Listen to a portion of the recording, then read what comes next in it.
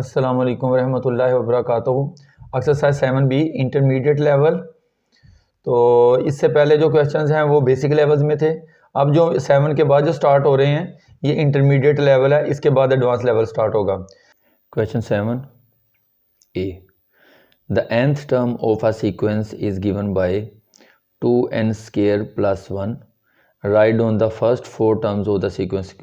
Sequence की पहली 4 जो टर्म्स हैं वो आपने बतानी है जी, वो लिखनी है हमने। तो ये फार्मूला दिया गया है 2n² + 1। तो इसकी मदद से हमने 4 टर्म जो है ना सीक्वेंस की वो फाइंड करनी है। तो हम क्या करते हैं जी, सबसे पहले हम n को 1 लेते हैं जी। व्हेन n = 1, तो ये फार्मूला हमने लिख लिया 2n² + 1। इसमें 1 लिया है तो n की जगह पे अब हम 1 लिखेंगे। ये फार्मूला 2 आ गया जी। n की जगह क्योंकि 1 लिया है तो 1 का स्क्वायर आ जाएगा। 1 का स्क्वायर लिया, उसके बाद +1 है तो हम इधर +1 डालेंगे। उसके बाद 1 को 1 से मल्टीप्लाई करें, 1 को 1 से मल्टीप्लाई करें तो 1 आ जाएगा। 2 वैसे ही मल्टीप्लाई करके साथ आ जाएगा और +1, 2 1 ज़ार 2 आ जाएगा +1, और 2 को 1 में प्लस करेंगे तो 3 आ जाएगा। ठीक है जी। तो ये हमारा फर्स्ट टर्म फाइंड हो गई है जी 3। उसने कहा था जी write down the first 4 terms of the sequence. Sequence की 4 टर्म्स आपने फाइंड करनी है। तो पहले अभी हमने फाइंड की है, अब हम दूसरी फाइंड कर रहे हैं। फिर हमने फार्मूले को लिखना है 2n² + 1 व्हेन n = 2। पहले n 1 लिया था, अब n 2 लेना है अब हमने। ठीक है जी। अब n हमने 2 लेना है, पहले n 1 लिया था। फिर उसी फार्मूले में वैल्यू दोबारा पुट करेंगे, 2 लिखेंगे और n की जगह 2 आ जाएगा। 2 का स्क्वायर +1, 2 वैसे लिखेंगे, 2 2 ज़ार 4 हो जाएगा। 2 × 4 + 1। अब 2 4 ज़ार 8 आ जाएगा +1। 8 और +8 के अंदर 1 प्लस करेंगे तो 9 आ जाएगा। अब आगे फिर फार्मूला का 2n² + 1 व्हेन n = 3। पहले हम n 1 लिया, फिर n 2 लिया, अब n 3, n = 3। तो अब इसी फार्मूले में हमने n की वैल्यू जो है वो पुट कर देनी है। तो ये 2 वैसे ही आ गया, n की जगह 3 लिखेंगे, 3 का स्क्वायर आ जाएगा +1। उसके बाद 3 3 ज़ार 9 आ जाएगा, मल्टीप्लाई 2 आ जाएगा +1। 2 9 ज़ार 18 +1। 18 में 1 प्लस करेंगे तो 19 आ जाएगा। तो ये हमारा 19 फाइंड हो गया जी। इसी तरह हमने नेक्स्ट फाइंड करना है जी। फिर फार्मूला लिखेंगे 2n² + 1 व्हेन n = 4। अब n जो है ना पहले 3 लिया, अब n 4 ले रहे हैं हम। ठीक है जी। उसी फार्मूले हम पुट करेंगे, 2 लिखेंगे, n की जगह 4 लिखेंगे, 4 का स्क्वायर आ जाएगा +1 डालेंगे, 2 लिखेंगे, मल्टीप्लाई 4 4 ज़ार 16 +1। 16 2 ज़ार 32 +1 आ जाएगा। 32 में 1 प्लस करेंगे तो 33 आ जाएगा। तो the first 4 terms of the sequence are 3 पहले हमने फाइंड किया, फिर 9, फिर 19 और एंड में हमने 33 फाइंड कर लिया जी। क्वेश्चन नंबर 7B है जी। The first 4 terms of another sequence are 1 7 17 और 31। 4 टर्म एक और सीक्वेंस है जी, उसकी ये टर्म्स दी गई हैं। ठीक है। अब वो कह रहा है by comparing this sequence with the sequence in A. इससे पहले जो ए में हमने सीक्वेंस था उसके साथ वो कह रहा है कंपेयर करें आप। Right down in terms of n के लिहाज से अ formula for the nth term of the sequence के n टर्म्स के लिहाज से एक फार्मूला जो है ना आपने क्रिएट करना है। पहले क्या था कि फार्मूला दिया था, उसकी मदद से आपने टर्म्स फाइंड करनी थी, terms of sequence. 4 terms of sequence वो फाइंड करनी थी। अब उन्होंने वो टर्म्स दी हैं और उन टर्म्स की मदद से आपने फार्मूला जनरेट करना है। तो उस तरह हम किस तरह इसको लेकर चल सकते हैं कि इसका हम कंपैरिजन करें।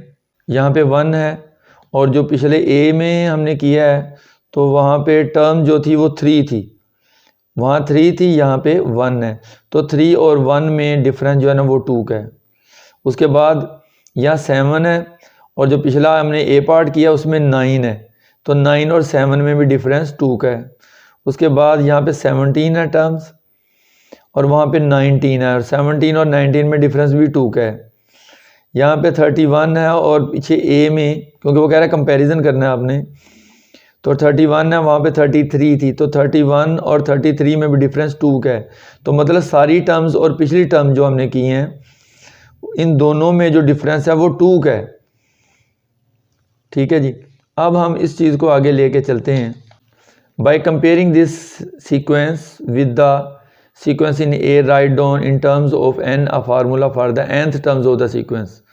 तो हमने फार्मूला अब जी एक जनरेट करना है, तो वो फार्मूला आप देख लें किस तरह जनरेट होगा। General formula of sequence nth term equal to 2n square, ये फार्मूला पहले लिखा हुआ था, 2n स्केयर प्लस 1। अब इसमें से -2 हम कर रहे हैं क्योंकि उन दोनों का कंपैरिजन जब टर्म्स का किया था तो 2 निकल रहा था, तो जो फ़र्क था या डिफरेंस था वो 2 था, तो हम भी इधर डिफरेंस 2 करेंगे, -2 लिखेंगे, तभी ये वो फार्मूला हम जनरेट कर सकेंगे। तो Tn equal to 2n square, तो इनको जब हल करेंगे, सॉल्व करेंगे तो -1 आ जाएगा। तो ये फार्मूला उसने कहा था कि इन सीक्वेंस, ये जो 4 टर्म्स ऑफ सीक्वेंस हैं इनकी मदद से आपने ये फार्मूला क्रिएट करना है, तो वो हमने फार्मूला क्रिएट कर लिया। अब वो कह रहे हैं hence find the 388th term, 388th term find करें कि वो कौन सी टर्म है, उसकी वैल्यू क्या है। तो हमने ये फार्मूला लिखना है जी, Tn equal to 2n square -1 जो भी जनरेट हुआ है वो हमने फाइंड करना है। तो n की जगह 388 आ जाए क्योंकि 388th टर्म हमने फाइंड करनी है, तो n की जगह 388 इक्वल टू 2 आएगा, n की जगह 388 और इसका हम स्केयर ले लेंगे, -1 लिख देंगे। उसके बाद आ गया जी 2 वैसे आएगा, 388 को मल्टीप्लाई करेंगे 388 से तो 1,50,544 आ जाएगा, -1 वो वैसे साथ आ जाएगा। उसके बाद 2 से जब इसको मल्टीप्लाई करेंगे, इस वैल्यू को 2 से मल्टीप्लाई करेंगे तो 3,01,088 आएगा, -1 इसको माइनस जब इस वैल्यू से करेंगे तो बाकी तो सारी वही वैल्यू रहेगी, 8 जो है ना वो 7 में कन्वर्ट हो जाएगा, तो आ जाएगी 3,01,087। ठीक है जी। तो ये हमने इसकी वैल्यू फाइंड कर लिया जी। हमने 388th टर्म जो थी ना वो फाइंड कर लिया, वो ये बनती है, कौन सी बनती है, 3,01,087। ठीक है जी। क्वेश्चन नंबर 8 है जी, the first 4 figures of a sequence are as shown. पहली 4 तस्वीरें जो हैं फिगर्स दी गई हैं, फिगर 1, फिगर 2, फिगर 3 और फिगर 4, ये 4 हमारे पास हैं जी। अच्छा जी, इसमें अगर देखें तो इसमें पहली फिगर में कितनी ट्राइंगल्स हैं, 1 2 3 4, 1 2 3 4, 4 हैं जी। उसके बाद दूसरी में कितनी है, इसमें रो कितनी है जी, 1 रो, 2 रो हैं और 4 ट्राइंगल्स हैं। ठीक है जी। तो मतलब 2 रो का डबल, 2 2 ज़र 4, 4 हो गई। अब इसमें 1 रो है, 2 रो है और 3 रो हैं। ठीक है जी। तो मतलब 3 रो हैं, 3 का हम स्केयर ले लेंगे, 3 3 ज़र 9, तो 9 होगी, 1 2 3 4 5 6 7 8 9। जितनी रो हों उसका स्केयर ले लेना जितनी रो। मसला अब इसमें कितनी रोज आ रही हैं, 1 2 3 4, 4 रोज हैं, 4 का हमने स्केयर लेना, 4 4 ज़ा 16, तो ये जब गिनेंगे तो 16 होगी, 1 2 3 4 5 6 7 8 9 10 11 12 13 14 15 16, देखा 16 आ गई। अब इधर देखनी है कितनी रोज हैं जी, 1 2 3 4 5, तो 5 रो बनती हैं, तो 5 का हमने स्केयर ले लेना, 5 5 ज़ार 25, तो इधर 25 आएगी। ठीक है जी। तो 5 रो थी, इधर हमने नेक्स्ट जो कह रहा है ड्रा द नेक्स्ट, अब वो कह रहा है draw the next 2 figures of the sequence. पहले 5 रोज थी, चौथी जो फिगर है, ये जो चौथी फिगर है इसमें 5 रोज हैं। अब हमने जो 5वीं फिगर बनानी है उसमें 6 रोज लेनी है, 1 2 3 4 5 6। ठीक है जी। अब 6 रो जब लेंगे तो 6 का हम स्केयर ले लेंगे, 6 6 ज़ार 36, तो इसमें 36 आ जाएंगी जी, ट्राइंगल्स होंगी। इसमें हमने 6 लिया है। अब इससे जो नेक्स्ट है उसमें हम रोज़ कितनी बनाएंगे, 7 बनाएंगे। देखिए अब 1 2 3 4 5 6 7, तो 7 रोज जो है ना बन जाती हैं। 7 का स्केयर लेंगे, 7 7 ज़ार 49, तो ये टोटल ट्राइंगल जो है ना 49 बनेंगे। ठीक है जी। तो क्वेश्चन ये था कि draw the next two figures, तो नेक्स्ट टू फिगर्स हमने बना ली हैं। ठीक है, इधर रोज़ कितनी थी जी, 4 में 5 थी, हमने फिगर 5 में 6 रोज़ ली हैं और फिगर 6 में 7 रोज़ ले ली।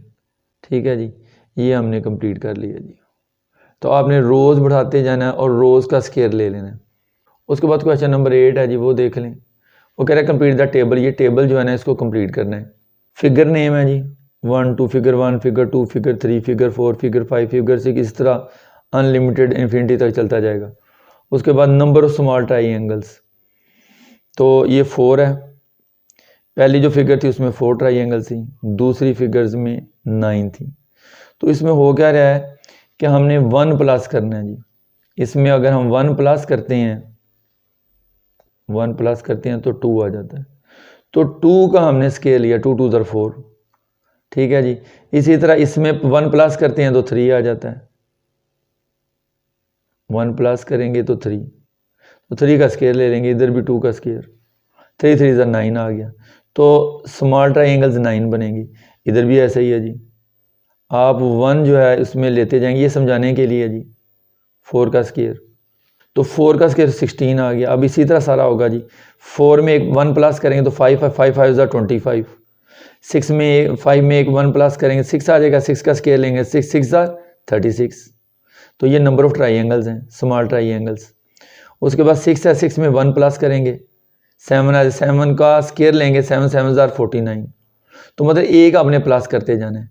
अब ये यहाँ तक हो गया जी, इसी तरह चलता जाएगा। n है तो n में भी 1 प्लस करेंगे, n के अंदर 1 प्लस किया और उसका स्केयर ले लिया। ठीक है जी। क्वेश्चन नंबर 8 का थर्ड पार्ट है जी, find the number of triangles in 20th figure. ठीक है जी, 20वीं फिगर है, उसके अंदर हमने ट्राइंगल्स फाइंड करनी है कि उसके अंदर ट्राइंगल्स कितनी हैं जी। ठीक है जी। तो आमतौर पे असूल यही चला था, n लिखेंगे 20th फिगर है जी, n फिगर को ज़ाहिर कर रहा है तो n लिखेंगे 20th figure, n equal to 20th। Number of triangles, ये वो फार्मूला जो पीछे हमने पढ़ा है, n प्लस 1 का होल स्केयर। तो n की जगह 20 लिख देंगे हम, क्योंकि हमें 20th फिगर जो है ना वो पता करना है कि उसके अंदर ट्राइंगल्स कितनी हैं। तो n की जगह 20 आ गया, प्लस 1 किया 21 है, 21 को 21 से मल्टीप्लाई करेंगे 441 आ जाएगा जी। 441 ट्राइंगल्स हैं उसके अंदर जी। ठीक है जी, ये क्वेश्चन भी हो गया जी। आगे क्वेश्चन नंबर 8 का 4 पार्ट है जी, वो देख लें कैसे हो रहा है जी। Find the value of n, n का मतलब कि आपने वो फिगर नंबर बताना है। For which the figure has 121 small triangles, उस फिगर में वो बता रहा है कि 121 छोटी छोटी ट्राइंगल्स हैं, 121 ट्राइंगल्स हैं, छोटी छोटी स्मॉल ट्राइंगल्स हैं 121। आपने फिगर बतानी कि वो कौन सी फिगर है, फिगर नंबर उसका बताएं आप। तो नंबर ऑफ ट्राइंगल्स ये हम इस फार्मूले से पता चलाएंगे जी, n प्लस 1 का स्केयर। तो नंबर ऑफ ट्राइंगल्स कितनी हैं जी, number of triangles, number triangles के नीचे हम ये लिखा है 121, तो इसके नीचे हम 121 लिखेंगे। उसके बाद ये फार्मूला वैसे ही आ जाएगा साथ, इनका स्केयर रूट ले लेंगे जी दोनों साइड का। तो ये स्केयर रूट इससे कट जाएगा तो n प्लस 1 ही आ जाएगा। जब हम इसका लेंगे तो 11 आएगा, 11 का स्केयर आ जाएगा जी। ठीक है, 11 का स्केयर लेंगे तो 11 का स्केयर ऐसे, 11 का स्केयर लें, 11 11 से 121 होता है जी। ठीक है, 11 तो स्केयर रूट से कट गया तो 11 रह गया, और ये जो प्लस 1 है ये दूसरी तरफ आके ये माइनस हो जाएगा। तो 11 में से 1 माइनस करेंगे तो 10, तो n की वैल्यू आ गई 10। ठीक है जी। तो number of figures is 10th, वो जो फिगर है वो 10 फिगर है। ठीक है, जिसके अंदर ट्राइंगल्स 121 है। क्वेश्चन नंबर 9 है, consider the following number pattern. इस नंबर पैटर्न को आपने अंडरस्टैंड करना है जी।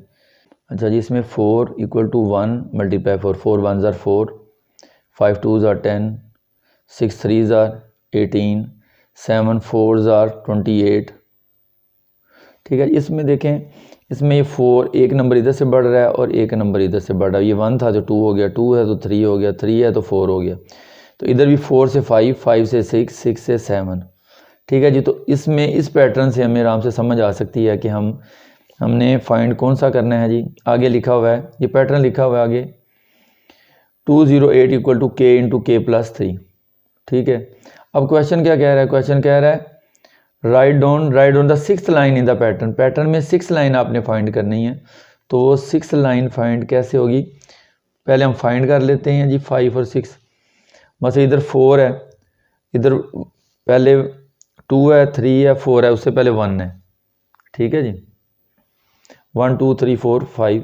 तो 4 इधर 5 और इधर 6। इसी तरह इधर भी ऐसे ही आ सकता है, 7 है इधर, 4 5 6 7, इधर 8 और इधर 9 आ सकता है। तो इससे ये आराम से 6 जो लाइन है 1 2 3 4 5 और 6, ये वाली लाइन हम आराम से फाइंड कर सकते हैं। 6 9 आर 54। ठीक है जी, इसको नीचे हमने फाइंड किया है जी, वो देख लें। Right down the 6th line in the pattern. तो 6 लाइन्स क्या बनती है, 6 9 आर 54। ठीक है जी, ये हमने उसी पैटर्न से हमने ये फाइंड कर ली है जिस तरह मैंने अभी आपको बताया। उसके बाद क्वेश्चन नंबर 9 है जी, 9 का सेकंड पार्ट है, देख लें कि ये कैसे हो रहा है। डिड्यूस निकालें या अखज़ करें द वैल्यू ऑफ के की वैल्यू आपने इसमें से अखज़ करनी है। ये दी हुई है जी वैल्यू 208 इक्वल टू के इंटू के प्लस 3। तो हम क्या करते हैं जी, 208 का हम एलसीएम ले लेते हैं। ये हमने एलसीएम लिया है, 2 1 ज़ार 2 2 0 0 2 4 ज़ार 8 2 5 ज़ार 10 और 2 2 ज़ार 4 2 2 ज़ार 4 और एक इधर गया 12 बन गया, 2 6 ज़ार 12 2 1 ज़ार 2 और 2 3 ज़ार 6। अब इसमें ये जो वैल्यूज़ हैं आपने जो फैक्टर्स फाइंड किए हैं, ये 16 में 2 2 ज़ार 4 4 2 ज़ार 8 8 2 ज़ार 16, 6 को 13 से 16 को 13 से मल्टीप्लाई करेंगे तो 208 आ रहा है। ठीक है, अगर हम फ़र्ज़ किया ये 13 है, 13 को हम यहाँ के एक जगह पे ले लेते हैं, 13 प्लस 3 कितना बन जाएगा जी, 16 बन जाएगा। तो इसका मतलब 16 को हम ये के है, इसकी जगह भी के आ जाए तो 16 को हम 13 से मल्टीप्लाई करेंगे तो 208 वैल्यू आ जाएगी। इसको यहाँ से समझने की आपने कोशिश करनी है। ठीक है जी, अब ये हमने वैल्यू बनाई है जी 16 बनाई है। अब ये के की ये 13 है ना, के की वैल्यू अगर हम 13 रखते हैं तो उसमें 3 प्लस करते हैं तो वो 16 आ जाता है। ठीक है जी, इसका मतलब ये तो हमारे पास आ जाएगा 16। इसको मल्टीप्लाई किससे करेंगे कि 208 आ जाए, तो वो 13 ही है। ठीक है जी, तो वो 13 ही है, जिससे हम इसको मल्टीप्लाई करें तो 208 आ जाएगा। यहाँ से आपने ज़रा समझना है इसको कि पहले उसके प्राइम फैक्टर फाइंड कर लेने हैं, फिर आप उनको देखेंगे ये 16 बन रहा है और एक तरफ 16 है और एक तरफ 13 है। अब आपने इधर भी ऐसे ही बनाना है ताकि उन दोनों को मल्टीप्लाई करें तो 208 आ जाए। अब अगर 13 के की जगह हम 13 लिखते हैं और 3 प्लस करते हैं तो वो 16, वो तो इसकी जगह पे आ जाता है 16, ये अंदर ब्रैकेट में इसकी जगह पे आ जाएगा। और ये 13 जो है ये इधर के की जगह पे आ जाएगा और 13 और 16 को मल्टीप्लाई करेंगे 208, तो आपका ये बैलेंस हो गया जी। अब हमने इसे 13 लिखा, इसकी जगह भी 13 लिखा, प्लस 3 लिखा, इनको 16 किया, मल्टीप्लाई 13 किया, उसके बाद 208 आ गया, इधर भी 20 आ गया। तो मतलब के की वैल्यू हमने वो फाइंड करनी थी, तो वो हमने फाइंड कर ली है कि वो 13 ही थी। ठीक है जी। क्वेश्चन नंबर 10 है, consider the following number pattern. इस नंबर पैटर्न जो दिया गया है इसको हमने समझना है कि ये कैसे काम कर रहा है जी। ठीक है जी, अब इसमें लिखा 1 + 3 इक्वल टू 4 इक्वल टू 4 किसका स्केयर है, 2 का, 2 2 ज़ार 4। आगे 1 + 1 का होल स्केयर, तो मतलब वो 1 और 1 2 का स्केयर बन जाएगा। उसके बाद है जी 1 + 3 + 5, ये 5 आ गया, मतलब पहले 3 था, 3 के अंदर 2 प्लस किया गया तो 5 आ गया। इनको जब प्लस किया तो वो 9 आ गया। 9 किसका स्केयर बनता है, 3 का, 3 3 का स्केयर इक्वल टू, हमने ये 1 वैसे ही आ रहा है और इधर 1 2 3 4 इधर इंक्रीज कर रहे हैं, 2 और 1 2 लिखेंगे +1 स्केयर आ जाएगा। उसके बाद अगला पैटर्न है जी नेक्स्ट 1 + 3 + 5, फिर 2 5 के अंदर 2 प्लस, एंड वाले में 2 प्लस करना है जी, 5 के अंदर 2 प्लस करें 7 आ जाएगा, इक्वल टू इनको जब प्लस करेंगे आप तो वो 16 आएगा। 16 किसका स्केयर है, 4 का, 4 4 ज़ा 16। अब इधर क्या ऊपर 2 था, यहाँ पे 3 आ जाएगा, +1 आ जाएगा। तो मतलब 4 ही पूरा करना है, 4 का स्केयर आ जाएगा इक्वल करके। उसके बाद है नेक्स्ट 1 + 3 + 5 + 7, इधर 7 था, अब 2 प्लस किया 7 में, +9 आ गया, इक्वल टू इन सबको प्लस किया 25 आ गया। 25 किसका स्केयर है जी? 5 5 ज़ा 25, 5 का स्केयर ले लेंगे। अब ये 2 था, 3 था, 4 था, अब 3 के बाद 4 आएगा, 4 + 1, इसका हम स्केयर ले लेंगे। अब इसी तरह ये वैल्यू भी आगे 1 + 3, इसी तरह चलता जाएगा, 1 + 3 1 + 5 + 7 a + a equal to b equal to c का स्केयर इक्वल टू d + 1 का होल स्केयर। अब क्वेश्चन क्या है जी? ये सारे पैटर्न आपने देख लिए हैं। अब क्वेश्चन को समझिए, क्वेश्चन क्या कह रहा है? Right on the 5th line the pattern. वो कह रहा है पैटर्न में जो 5th लाइन है ना, वो बताएं आप कि वो क्या बनेगी। अब इसमें था 9, तो 9 के अंदर हम 2 प्लस करेंगे तो 11 आ जाएगा, ठीक है जी। तो ये वैल्यू आती है इधर हमारे पास 11। उधर से अगर हम देखें ना 9 के अंदर, बाकी सारा वैसे आएगा 1 + 3 + 5 + 7 + 9। 9 के अंदर हमने यहाँ पे 9 के अंदर हमने 2 प्लस करना है तो 11 आ जाएगा।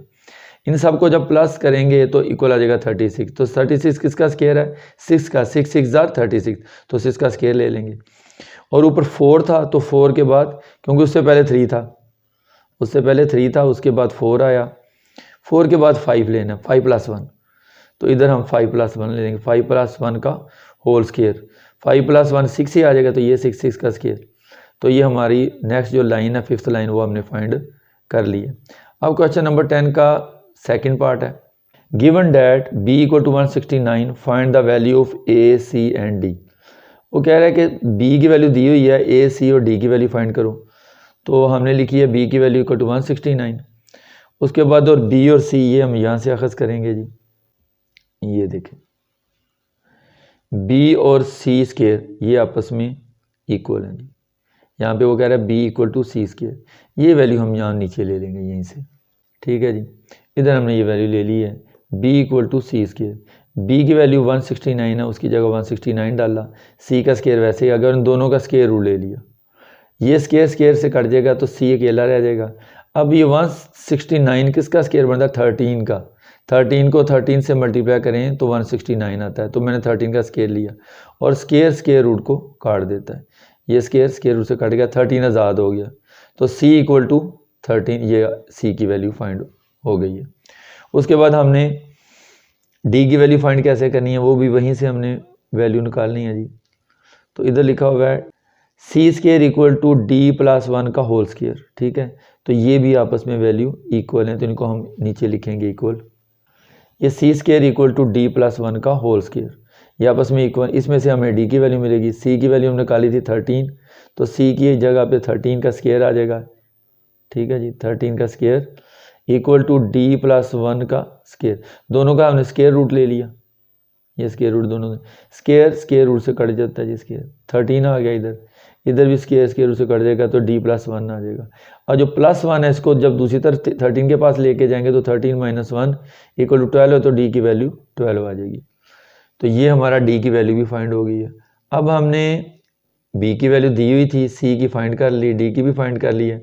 अब हमने a की फाइंड, अब हम जी आगे बताना चाह रहे हैं आपको, क्वेश्चन नंबर 10 का नेक्स्ट हमने a की वैल्यू फाइंड करनी है। तो उसको हमने कैसे फाइंड करनी है, पहले हम उसको देख लेते हैं।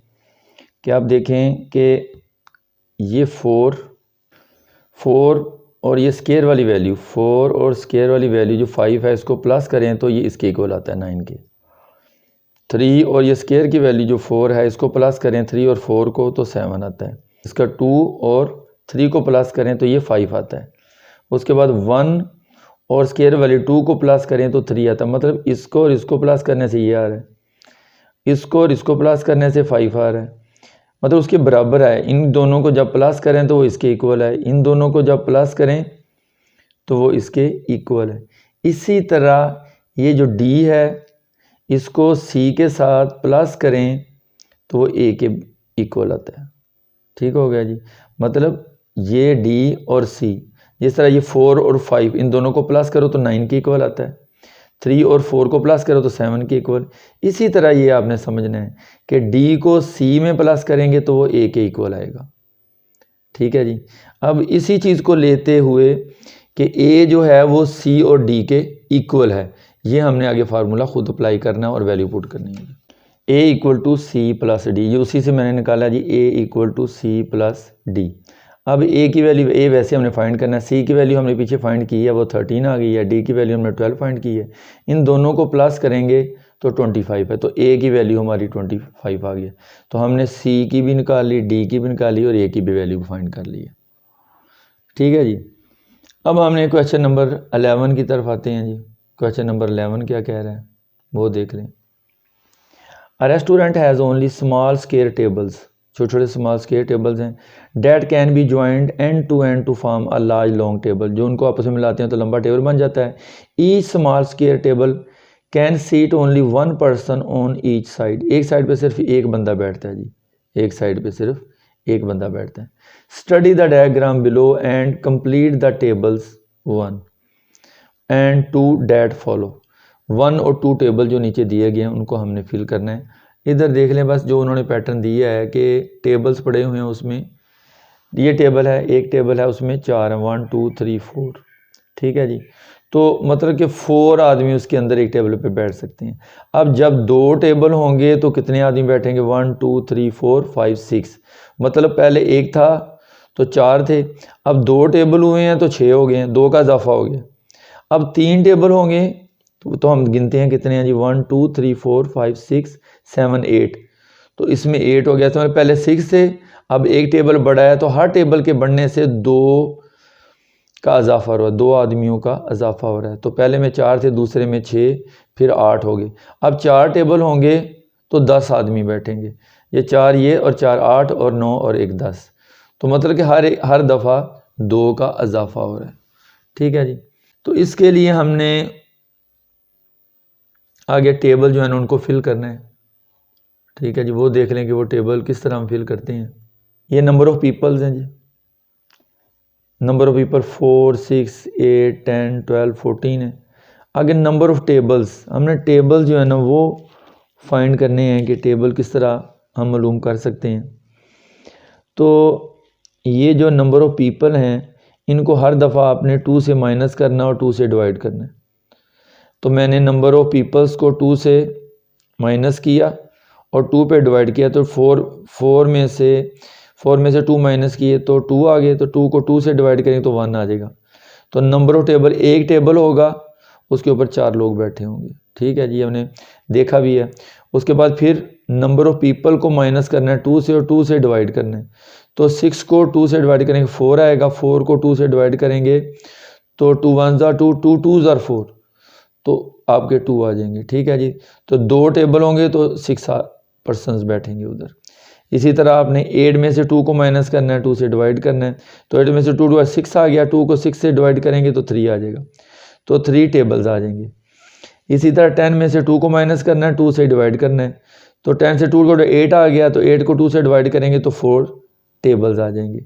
इसी तरह 12 से 2 डिवाइड करेंगे, माइनस करेंगे और 2 से डिवाइड करेंगे, तो ये 12 से 2 डिवाइड किया, माइनस किया तो 10 आ गया, 10 को 2 से डिवाइड किया तो 5, तो 5 टेबल आ गए।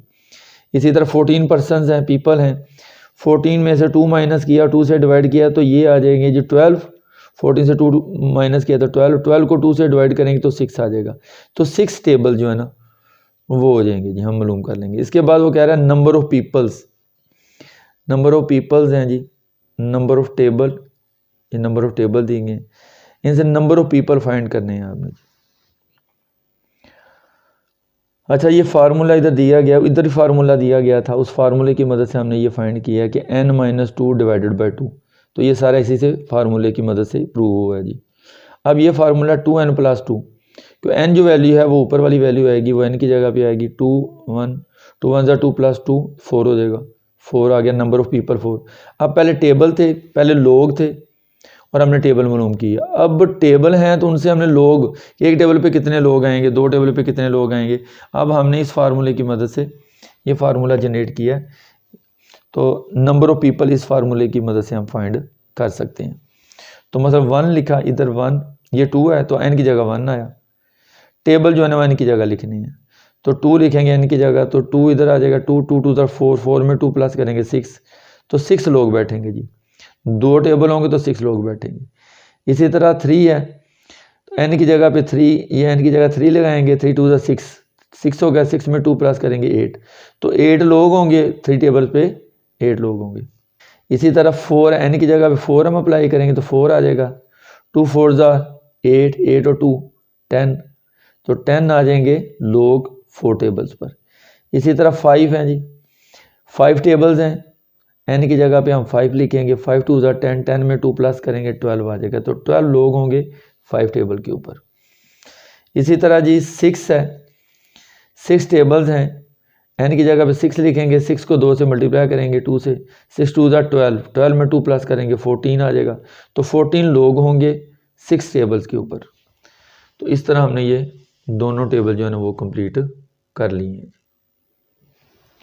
क्वेश्चन नंबर 11 का बी पार्ट है, how many tables will be needed to seat 20 people, 20 लोगों के लिए कितने टेबल दरकार होंगे, ये हमें चाहिए जी। तो नंबर ऑफ़ टेबल्स, ये फार्मूला हम पीछे यूज़ कर चुके हैं पिछले क्वेश्चंस में, कि टेबल मालूम करने के लिए कि 20 लोग हैं तो टेबल्स हमें कितने चाहिए, तो उन टेबल्स के लिए ये फार्मूला हमने यूज़ किया था n-2 डिवाइडेड बाई 2। तो n की जगह पीपल जो 20 है ना वो हम लिख देंगे, n की जगह 20 आ जाएगा, -2 लिखें डिवाइडेड बाई 2, 20 में से 2 माइनस करेंगे 18, 2 वैसे आ जाएगा, 2 1 2, 2 9 18, तो 9 टेबल्स आएंगे जी 20 लोगों के लिए, 20 लोगों के लिए, 20 पीपल्स के लिए 9 टेबल्स हमें चाहिए होंगे। इसी तरह जी अगला है, नेक्स्ट है, वो भी इसी तरह है, अगर 30 पीपल होंगे तो कितने टेबल चाहिए, फिर वही नंबर ऑफ़ टेबल्स, वही फार्मूला दोबारा अप्लाई करेंगे, n-2 डिवाइडेड बाई 2, तो n की जगह 30 पीपल आ जाएगा, 30 लिखेंगे -2 डिवाइडेड बाई 2, 30 में से 2 माइनस किया 28 आ गया, 28 बाई 2। अब जब इसको हम डिवाइड करेंगे 2 1 2, 2 1 2, 2 4 8, तो 14 आ गए, तो 14 टेबल्स होंगे 30 पीपल्स के लिए, 14 टेबल्स इस फार्मूले की मदद से। आगे जी क्वेश्चन नंबर 11 का सी पार्ट है, वो देख लें जी कैसे है, how many peoples can be seated if there are 22 tables. अब टेबल दिए गए, पहले लोग दिए गए थे, पीपल दिए गए थे और आपने टेबल फाइंड करने थे, अब टेबल दिए गए हैं तो आपने पीपल फाइंड करने हैं, तो इसका फार्मूला भी पीछे हम अप्लाई कर चुके हैं। तो 22 टेबल्स हैं, बताने हैं कि 22 टेबल्स पर कितने लोग बैठेंगे, कितने पीपल बैठेंगे, नंबर ऑफ़ पीपल, ये फार्मूला है 2n + 2, तो n की जगह आपने 22 लिखना होगा टेबल्स, तो 2 n की जगह 22 लिखेंगे +2, 2 को 22 से मल्टीप्लाई 44 आ गया, +2, 44 में 2 प्लस के 46, तो 46 जो है ना लोग 22 टेबल्स पर बैठेंगे जी, ठीक हो गया जी। इसी तरह आगे है जी, नेक्स्ट भी ऐसे ही है कि 36 टेबल्स हैं, आपने लोग ढूंढने हैं कि 36 टेबल पे कितने पीपल्स बैठेंगे, वही फार्मूला, फिर अब 2n + 2, तो 2 लिखेंगे, n की जगह 36 वो लिखेंगे, 36 के 2 को मल्टीप्लाई करेंगे 72 आ जाएगा, प्लस वैसे ही 2 आ जाएगा साथ, 72 में +2 करेंगे 74 आ जाएगा।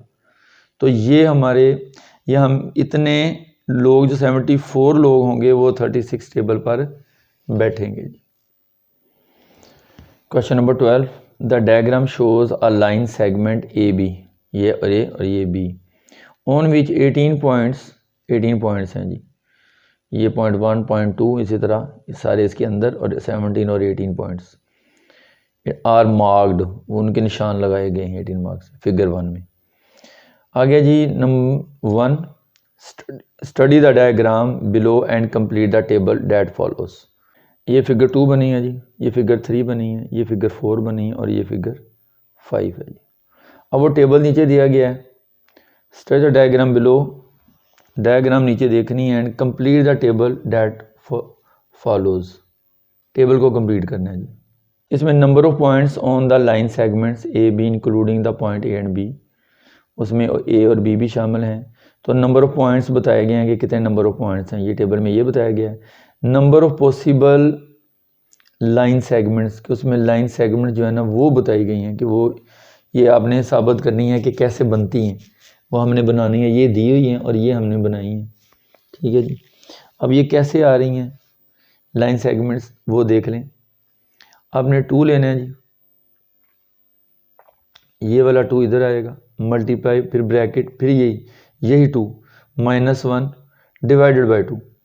अब इसमें ये होगा 2 में से 1 माइनस करें तो 1 आ जाएगा, 2 1 2 हो जाएगा, 2 को 2 से डिवाइड करें तो 1 आ जाएगा। तो मतलब लाइन सेगमेंट 1 होगी, उसमें पॉइंट 2 होंगे, ठीक है जी। लाइन सेगमेंट 8 और पॉइंट 2 है, उसकी डायग्राम फिगर नंबर 2 है जी, ये देख लें। पॉइंट ए है, पॉइंट बी है, तो लाइन सेगमेंट 1 है और पॉइंट्स 2 हैं। इधर भी ऐसा ही है, ये पॉइंट्स 2 हैं और लाइन सेगमेंट 1 आई है। उसके बाद पिक्चर 3 है जी, इसको भी दिखाएं, देखें जी आप।